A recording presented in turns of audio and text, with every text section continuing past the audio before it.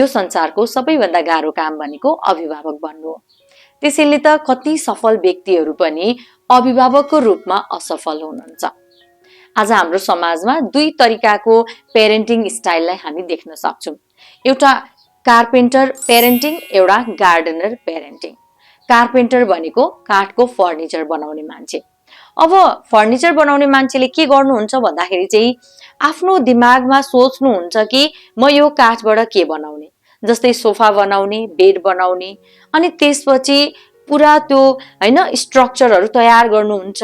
अनि त्यसपछि त्यो काठबाट हैन सबै सामान जुटाएर उहाँहरूले आफ्नो दिमागमा सोच्नु भएको आकार दिनुहुन्छ र सोफा अथवा दराज अथवा बेड बनाउनुहुन्छ। अब यो पेरेन्टिङ स्टाइल भनेको कस्तो भन्दाखेरि चाहिँ यस्तो कार्पेन्टर पेरेन्टिङहरूले के गर्नुहुन्छ भन्दाखेरि चाहिँ आफ्नो घरको बच्चाहरूलाई हैन एजुकेसन दिनुहुन्छ, राम्रो शिक्षा दिनुहुन्छ, राम्रो खाना दिनुहुन्छ, सबै कुरा पुर्याइदिनुहुन्छ। तर दिमागमा एउटा के सोच्नुहुन्छ भन्दाखेरि चाहिँ म मेरो बच्चालाई डाक्टरै बनाउँछु, म मेरो बच्चालाई इन्जिनियरै बनाउँछु, म मेरो बच्चालाई सिइओ नै बनाउँछु। अब के हुन्छ भन्दाखेरि चाहिँ त्यो घरमा बच्चाहरूको आफ्नो निर्णय भ्याल्यु हुँदैन। बच्चाहरूको आफ्नो इच्छा, बच्चाहरूको आफ्नो गोल लक्ष्य, यसको कुनै पनि भ्याल्यु हुँदैन। काहीँ न काहीँ बच्चाहरूले आफ्नो इच्छा दबाउनु पर्ने हुन्छ। यस्तो घरमा बच्चाहरूलाई खुलेर बोल्ने एउटा इन्भाइरोमेन्ट, एउटा वातावरण पनि हुँदैन। त्यसैले यस्तो घरको बच्चामा आत्मविश्वासको कमी पनि हुन्छ। यस्तो घरको बच्चाहरू निडर पनि हुँदैन, किनभने खुलेर आफ्नो इच्छा भन्न पनि सक्दैनन्। किनभने पेरेन्ट्सले सानैदेखिको यो बन्नुपर्छ, यो गर्नुपर्छ भनेर अगाडि बढाइरहेको हुन्छ भने यस्तो पेरेन्टिङ स्टाइललाई कार्पेन्टिङ पेरेन्टिङ स्टाइल भनिन्छ। अर्को गार्डनिङ पेरेन्टिङ स्टाइल। अब गार्डनिङ भनेको माली, बगैँचा रेखदेख गर्ने। अब बगैँचा रेखदेख गर्ने मालीले के गर्नुहुन्छ भन्दा केयर गर्नुहुन्छ, माया गर्नुहुन्छ, त्यो फुललाई हैन पानी दिनुहुन्छ, मल दिनुहुन्छ, हैन कतिको घाम पुगेको छ कि छैन, हैन यो सबै टेक केयर गर्नुहुन्छ।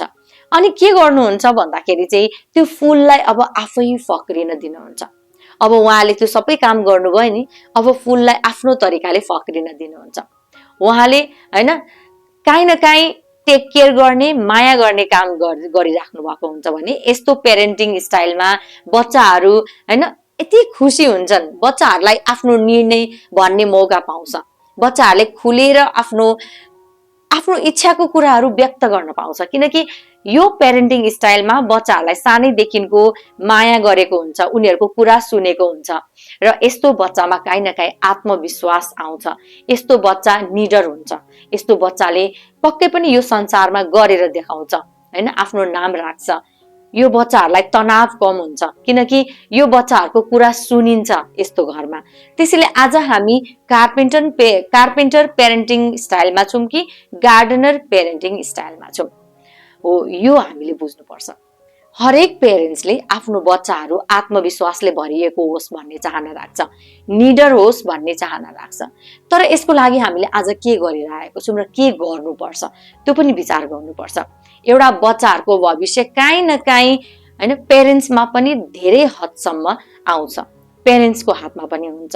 त्यसैले के गर्नुपर्छ? आत्मविश्वासले भरिएको बच्चा हामी हेर्न चाहन्छौं, निडर हेर्न चाहन्छौं भने के गर्नुपर्छ भन्दा पहिलो काम त घरमा पिसफुल एन्भाइरोमेन्ट दिनुपर्छ। बच्चाहरूलाई के हुन्छ भन्दाखेरि नि बच्चाहरूको मेन्टालिटी, बच्चाहरूको साइकोलोजी हामीले बुझ्ने हो भने बच्चाहरूलाई सबैभन्दा सेफ ठाउँ नै घर लाग्छ। बच्चाहरूलाई कस्तो हुन्छ भन्दाखेरि चाहिँ हामी जहाँसुकै जाऊँ तर मेरो घर चाहिँ मेरो लागि सुरक्षित छ, मेरो आमा बुवा भनेको मलाई सुरक्षा दिने। तर घरै अशान्त छ, घरमा आफ्नो कुरै सुन्दैन, अलिकति केही बोल्न थाल्यो भने थिचोमिचो गरिहाल्छ, अलिकति केही सिसा फुटायो भने बस आक्रमण गरिहाल्छ भने त्यो बच्चालाई आफ्नो घर सुरक्षित लाग्छ त? पक्कै पनि लाग्दैन। अनि उसले कहाँ सुरक्षा खोज्ने? बाहिर संसारमा सुरक्षा छैन। अब यो बच्चाहरू नकारात्मक हातमा सुरक्षा खोज्न गइरहेको हुन्छ। त्यसैले हाम्रो बच्चाहरूलाई सुरक्षा दिने हामी पेरेन्ट्स नै हो। घरमै यस्तो वातावरण बनाउनु पर्छ जहाँ एउटा सिसाको कप फुटायो भने पनि इट्स ओके, बच्चा फुटिहाल्छ नि, सिसा हो फुटिहाल्छ, ठिक छ केही छैन, अर्को पालि अलिकति ध्यान दिनु, बस यति भन्ने पुग्छ। तर हामी चिच्चै गाली गरिरहेको हुन्छौँ। त्यसैले घरमा शान्त वातावरण दियो भने काहीँ न काहीँ त्यो बच्चाहरू सधैँ खुसी हुन्छ, तनाव मुक्त हुन्छ, बोल्ने वातावरण हुन्छ, बच्चाहरूको कुरा पनि सुनिदिरहेको हुन्छ भने त्यो बच्चा आत्मविश्वासले भरिएको हुन्छ, त्यो बच्चा निडर हुन्छ। दोस्रो हामीले के गर्न सक्छौँ भन्दाखेरि चाहिँ घरको सानसानो निर्णयहरूमा बच्चाहरूलाई इन्भल्भ गराउने। जस्तै मैले कोठा नै चेन्ज गर्न लागे, लिभिङ रुम चेन्ज गर्न लागे भने म आफै डिसिजन लिनु भन्दा पनि मेरो छोराछोरीलाई मैले सोध्न सक्छु कि यो सोफा कहाँ राख्दा ठिक हुन्छ, यो टिभी कहाँ राख्दा ठिक हुन्छ, यो बुक र्याक कहाँ राख्दा ठिक हुन्छ। यसरी जब सोध्छौँ नि बच्चाहरूले आफूलाई कस्तो सम्झिन्छ भन्दाखेरि चाहिँ ओहो मेरो भ्याल्यु रहेछ यो घरमा, म पनि महत्त्वपूर्ण क्यारेक्टर रहेछु। 10 वर्षको बच्चा किन नहोस्, तर आज म्याक्सिमम घरमा 20 क्रस गरेको छोराछोरीलाई पनि घरको ठुल्ठुलो डिसिजन सोधिँदैन, घरको ठुल्ठुलो कुराहरू सुनाइँदैन। छोराछोरी भनेर हरेक विषयबाट टाढा पठाउनु राम्रो होइन। उनीहरूको उमेर अनुसार उनीहरूलाई पनि डिसिजन लिन लगाउनु पर्छ। यदि हामी घरको पर्दा किन्न बाहिर गएको छौँ भने बच्चाहरूलाई सोध्ने कुन कलर चुज गर्ने, फर्निचरहरू बच्चाहरूसँग सजेसन माग्ने।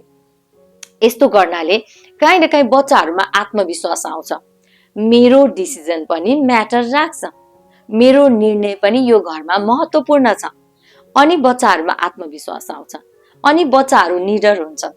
अर्को हामीले के बुझ्नुपर्छ भन्दाखेरि चाहिँ नि बच्चाको हैन जुन सङ्घर्षलाई प्रशंसा गर्ने, बच्चालाई होइन।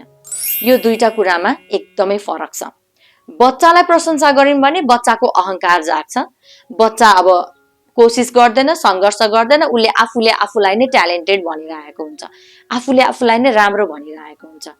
तर यदि बच्चाको सङ्घर्षलाई हामी प्रशंसा गर्छौं भने बच्चाले सोच्छ कि ओहो मेरो सङ्घर्षलाई प्रशंसा गरेको भनेपछि मैले सङ्घर्ष गर्नुपर्छ।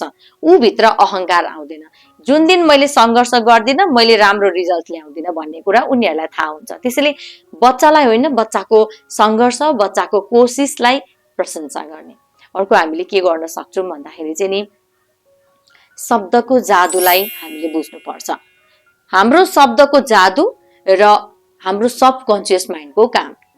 हाम्रो बच्चालाई हामी आए दिन यति नराम्रो भनिरहेको छौं। एउटा मार्क्स नराम्रो आउने बित्तिकै हाम्रो बच्चालाई चाहिँ तिमी केही गरेर खान सक्दैनौ, तिमी लुजर, भोलि कसरी परिवार पाल्छौ, तिमी यो संसारमा कसरी बाँच्छौ, यस्तो शब्दहरू जब हामी बारम्बार बोल्छौं बच्चाको सबकन्सियस माइन्डले लिइरहेको हुन्छ। अनि बच्चाले आफै विश्वास गर्छ कि हो त म त केही पनि गर्न सक्दिन। एउटा काम दियो भने पनि म सक्दिन, त्यो बच्चाले भनिरहेको हुन्छ। यतिकै भनेको हुँदैन, त्यो बच्चाले हाम्रै कारण भनिरहेको हुन्छ। बारम्बार नकारात्मक शब्द हामी दिइरहेको छौं अनि हाम्रो बच्चाले त्यही अनुसार कार्य गरिरहेको हुन्छ। अनि फेरि हामी खोज्छौं कि मेरो बच्चामा आत्मविश्वास किन छैन, मेरो बच्चा किन हरेक काम गर्न सक्दिन भन्छ। हाम्रै शब्दको कारणले हो। त्यसैले राम्रो शब्द बोलौं। बच्चाहरूलाई तिमी गर्न सक्छौ, तिमीमा एउटा राम्रो गुण छ, तिमी एउटा युनिक पर्सनालिटी हो हैन, तिमी यस्तो राम्रो आर्ट गर्छौ, तिमी यस्तो राम्रो डान्स गर्छौ, अझै सङ्घर्ष गर्यो भने अझै राम्रो गर्छौ। यो शब्दको जादुहरूले गर्दा नै आत्मविश्वास आउने। अरूको कुनै तरिकाले आत्मविश्वास आउँदैन। जब प्यारेन्ट्सले नै विश्वास गर्दैन बच्चामा अनि त्यो बच्चाले आफूमा विश्वास गर्छ, पटक्कै गर्दैन। त्यसैले हामीले आफ्नो शब्दको मार्फत आफ्नो बच्चाहरूलाई बनाउन सक्छौं। त्यसैले मिठो शब्द बोल्ने, राम्रो पोजिटिभ शब्द बोल्ने। अर्को हामीले के गल्ती गरिरहेको छौं र के गर्नुपर्छ भन्दाखेरि चाहिँ हामी आफूमा काम गर्दैनौं, बच्चाहरूलाई हामी आशा गर्छौं। जब बच्चाहरूले हामीलाई आइडियलै देख्दैन, आइडियलको रूपमै देख्दैन भने बच्चाहरूले टेर्छ हाम्रो कुरा, पक्कै पनि टेर्दैन। अनि बच्चाहरूको आइडियल को हुन्छ भन्दा हिरो हुन्छ, हिरोइन हुन्छ। तर बच्चाहरूको आइडियल हामी हुनुपर्छ। जति पनि एरियामा बच्चाहरूलाई हामी यो गर त्यो गर भन्छौं नि, त्यो सबै एरियामा हामीले काम गरेको हुनुपर्छ। हामी कन्फिडेन्ट हुनुपर्छ, हामी पावरफुल हुनुपर्छ, हामीले त्यो काम गरेको हुनुपर्छ। अनि बच्चाले हामीलाई हेरिरहेको हुन्छ, आज हेर्छ भोलि उसले पनि त्यही गर्छ। अनि हामी आइडियल हुनुपर्छ क्या। जुन आमा बुवा आफैमा आइडियल हुनुहुन्छ अनि मात्रै बच्चाले पत्याउँछ, अनि मात्रै बच्चाले हामीले भनेको कुराहरू गर्छ। हामी आफै दिनभरि बसेर मोबाइल हेर्ने, हामी आफै गसिप गर्ने, हामी आफै कमजोर डराउने, एउटा परिस्थिति आउने बित्तिकै हामी डरले थुरथुर हुन्छौँ भने बच्चाले काहीँ न काहीँ हामीबाटै सिक्ने हो। त्यसैले आइडियल हामी हुनुपर्छ। अब हामीले काहीँ न काहीँ गल्ती चाहिँ के गरिरहेको छौँ त? कुन कुराहरूको गल्ती गर्नु हुँदैन भन्दा हामीले पेरेन्ट्स भएर पेरेन्ट्सको नाताले मेन्टल हेल्थलाई बुझ्नुपर्छ। हाम्रो बच्चाहरूले मनमा लागेको कुराहरू सबै सेयर गर्नुपर्छ। उनीहरूले काहीँ न काहीँ एउटा आफ्नो कुराहरू व्यक्त गर्ने ठाउँ हुनुपर्छ। गलत ठाउँमा व्यक्त गर्यो भने गलत मान्छेको हातमा पर्छन्। त्यसैले पेरेन्ट्सले आफ्नो बच्चाको मेन्टल हेल्थको लागि उनीहरूको कुरा सुनिदिनुपर्छ, उनीहरूसँग कुराहरू सेयर गर्नुपर्छ। एउटा कम्युनिकेसनको वातावरण बनाउनुपर्छ, कुराकानी गर्ने एउटा वातावरण बनाउनुपर्छ। नभए मेन्टल हेल्थ खतमै हुन्छ। आज हाँसिरहेको बच्चा भोलि सुसाइड गरिरहेको हुन्छ। त्यसैले आज मेन्टल हेल्थमा निग्लेक्ट गर्नु हुँदैन, व्यवस्था गर्नु हुँदैन। यो गल्ती हामी धेरैजनाले गरिरहेको छौँ। अर्को गल्ती के गर्नु हुँदैन भन्दाखेरि चाहिँ धेरै प्रोटेक्ट गर्नु हुँदैन। बच्चाहरूको सानो प्रब्लममा उनीहरूलाई नै फेस गर्न दिनुपर्छ, उनीहरूलाई नै ह्यान्डल गर्न दिनुपर्छ। जब एउटा सानो बच्चाले सानो समस्याहरू भोग्दै जान्छ नि, तब उनीहरूमा आत्मविश्वास आउने हो, कमाएर आत्मविश्वास आउने होइन। त्यसैले बच्चाहरूको सानो कुरामा छोडिदेऊ, तिमी सक्दैनौ म गरिदिन्छु, पटक्कै नभनौ। जबसम्म बच्चाले हामीसँग मद्दत माग्दैन, हामी मद्दत नगरौँ, उनीहरूलाई नै गर्न दिउँ। अर्को मिस्टेक के गरिरहेको छौँ भन्दाखेरि चाहिँ नि, हामीले यौनको शिक्षा दिएको छैनौँ। हामी आज घरमा यौन सम्बन्धी कुरा गर्नको लागि यति हामी हिचकिचाउँछौँ, किनकि हामी पनि त्यही वातावरणबाट हुर्क्यौँ। तर आजको जेनेरेसन त्यस्तो छैन। आज बाहिरी संसारमा धेरै भयानक छ, धेरै डरलाग्दो छ। हामीले आए दिन घटनाहरू सुन्छौँ। त्यसैले बच्चाहरूलाई यौन सम्बन्धी शिक्षा दिनुपर्छ। 7-8 वर्षको हुँदैदेखिको गुड टच ब्याड टच सिकाउनु पर्छ। हाम्रो शरीरमा आउने परिवर्तन सिकाउनु पर्छ। कतिवटा बच्चालाई त पिरियड भएको के हो पनि थाहा छैन, तर उनीहरूलाई अगाडि नै सिकाउनु पर्छ पिरियड किन हुन्छ भनेर, पिरियड हुँदा के हुन्छ। कति बच्चाहरू डराइरहेको हुन्छ पिरियडमा। सो यो यौन शिक्षा दिनुपर्छ। किन आकर्षण हुन्छ, हाम्रो बडीमा चेन्जेस किन आउँछ, यो सबै कुराहरू गर्नुपर्छ। त्यसैले यौन शिक्षा यदि हामी आमा बुवाबाटै पायो भने नकारात्मक सोर्सबाट पाउँदैन। तर आज हामी आमा बुवा नै हिचकिचाउँछौँ यस्तो कुरा गर्न। अनि त्यसपछि उनीहरूले कहाँबाट देख्छ भन्दा मोबाइल, कुनै गलत व्यक्तिको थ्रुबाट, अनि त्यसपछि त्यो राम्रो हुँदैन। गलत इन्फर्मेसन उनीहरूले पाउँछन्। सही इन्फर्मेसन हामी पेरेन्ट्सले नै दिन सक्छौँ। अर्को गल्ती हामीले के गरिरहेको छौँ भन्दाखेरि कम्पेयर गरिरहेको छौँ। कम्पेयर नगरौँ। हरेक बच्चाको आफ्नो गुण हुन्छ। एउटा बच्चा डान्समा राम्रो हुन्छ, अर्को बच्चा डान्सैमा राम्रो हुँदैन, सिङ्गिङमा राम्रो हुन्छ। अर्को बच्चा पढाइमा राम्रो हुन्छ, अर्को बच्चा आर्टमा राम्रो हुन्छ। हाम्रो बच्चाको क्वालिटी केमा छ? हाम्रो बच्चा यदि कम्पेयर गर्छ भने आफैसँग गर्छ, अरूसँग गर्दैन। म्याक्सिमम पेरेन्ट्सले अर्काको बच्चालाई हेर्ने अनि आफ्नो बच्चालाई भन्नु नभन्नु भन्ने हुन्छ। यो गल्ती गर्यौँ भने अनि हाम्रो बच्चा आत्मविश्वासले भरिएको हुन्छ, पटक्कै हुँदैन। त्यसैले बच्चा आत्मविश्वासले भरिएको हेर्न चाहन्छौँ भने कार्य हामीले नै गर्नुपर्छ। अर्को गल्ती हामी के गरिरहेको छौँ भन्दाखेरि चाहिँ पढाइलाई धेरै भ्याल्यु दिन्छौँ। खालि स्कुलको एजुकेसनलाई हामी धेरै भ्याल्यु दिन्छौँ, अर्को आउट एक्टिभिटीहरूलाई भ्याल्यु दिँदैनौँ। धेरै कुराहरू छ, स्पोर्ट्स छ होइन, आर्टहरू छ, एक्स्ट्रा एक्टिभिटीहरू छ, व्यवहारहरू छ। यो सबै धेरै भ्याल्यु राख्छ जीवनमा, खालि पढाइ मात्रै भ्याल्यु राख्दैन। त्यसैले पढाइको एजुकेसनलाई मात्रै धेरै महत्त्व दिनु पनि हाम्रो अर्को मिस्टेक हो।